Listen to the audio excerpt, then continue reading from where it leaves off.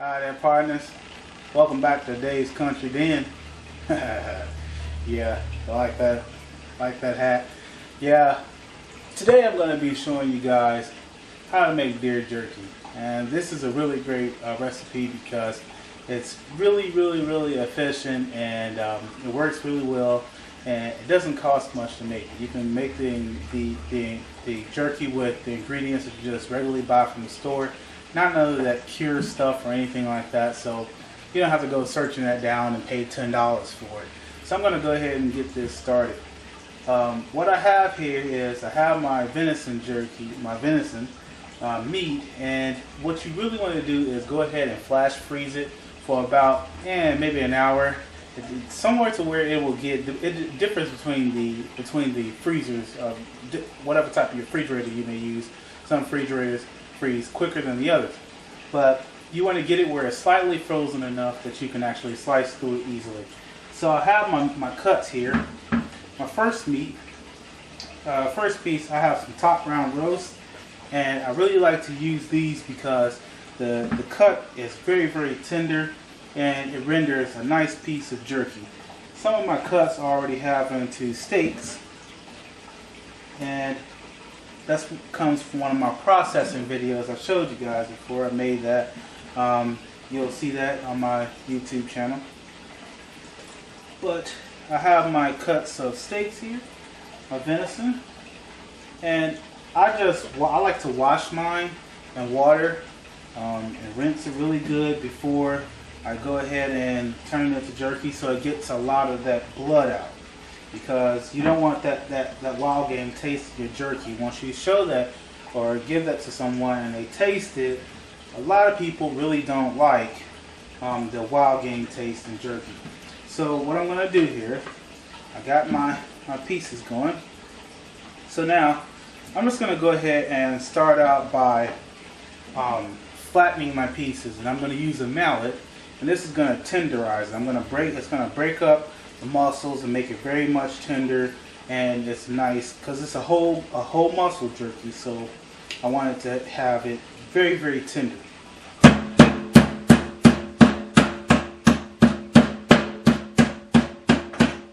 Okay.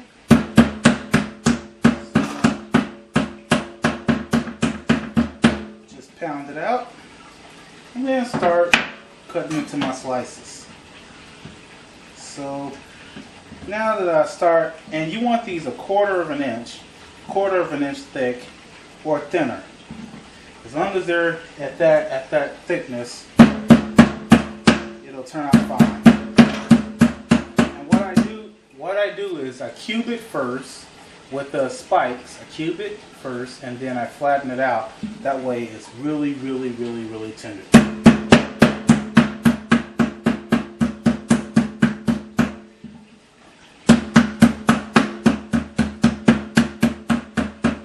And what you can do at this time, if you wanted to, you could really take your seasonings, the dry seasonings, and you can put them on your steaks and put them on your meat at this time and pound it into the meat, and that will give it a lot more flavor that's injected into it. So that one's pretty good, and I just go ahead and turn it over.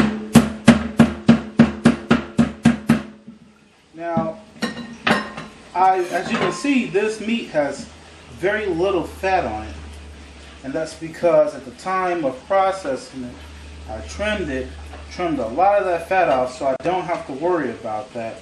And you don't really want any fat on your meat when you get ready to cure it, which is just a form of jerky.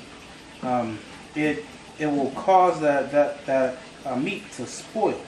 So when you go to cure your meat, you want to make sure that you don't have any fat on it. So now I'm going to add my seasonings. I have a quarter cup of soy sauce. Okay.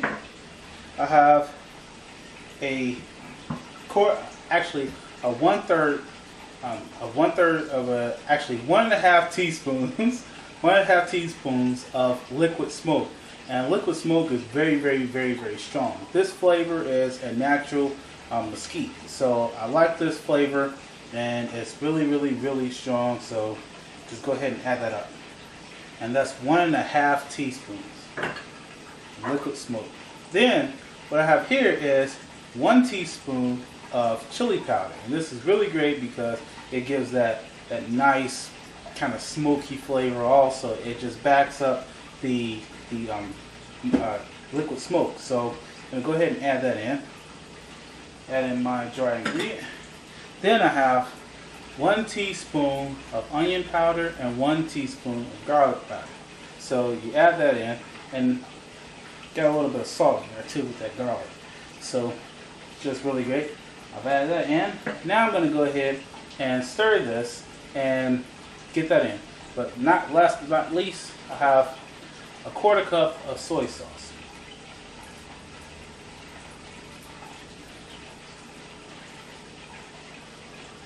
Quarter cup of soy sauce. So I have my soy sauce. I have a 1/4 cup of soy sauce. I have a 1/4 cup of Worcestershire sauce. I have 1 teaspoon of garlic powder, 1 teaspoon of onion powder, 1 teaspoon of chili powder, and then I have a 1 teaspoon of chili, 1 teaspoon of chili powder, and then I'm going ahead and going to mix that up. So now, got my fork here, and this is really awesome because it just adds in so much flavor. And once you toss this, then I'm going to go ahead and put it in the refrigerator and let it marinate. And some people might call this a marinade, but it's actually not a marinade, it's a brine. So I'm going to go ahead and cover this up and get it ready. It's ready for the refrigerator.